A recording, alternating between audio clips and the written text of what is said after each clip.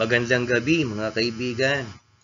Nariritong muli ang inyong abang lingkod upang mamahagi na naman ng kaalaman sa larangan ng matematika. At ngayon ang ating pag-aaralan is under the subject of Engineering Economics. Ang pupuntiryahin natin ngayon is more about simple interest problem. Baka kasi ito ang ibigay sa paparating na Civil Engineering Licensure Examination na isa sa mga tanong, mapa set A man o set B ang questionnaire. At inasimula ng ating pag-solve ng problem. So, ito ngayon ang ating Engineering Economics problem number 1. RC board problem in this session. Babasahin ko muna mga kaibigan.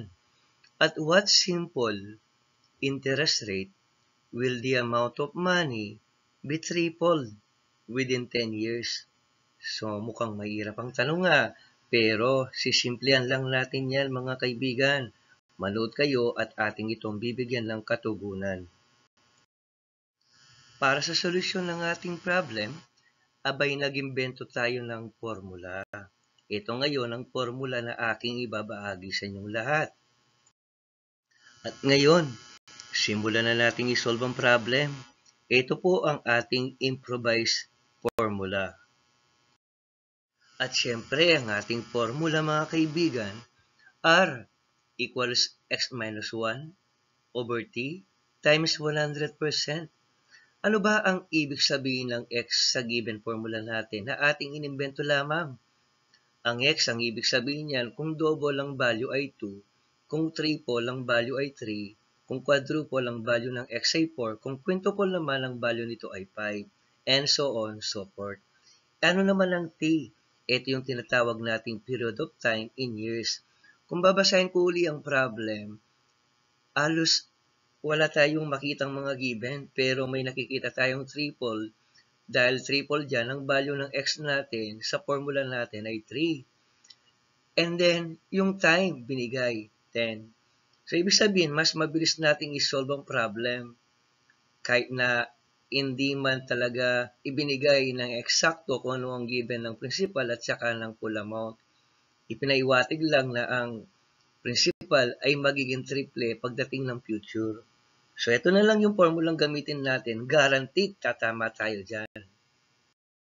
Ang value ng x natin sa ating given ay 3 because of the statement at what simple interest will the amount of money be tripled. Actually, hindi siya statement interrogation. Okay? So, continue natin. At ang ating given sa period of time in years ay 10 years.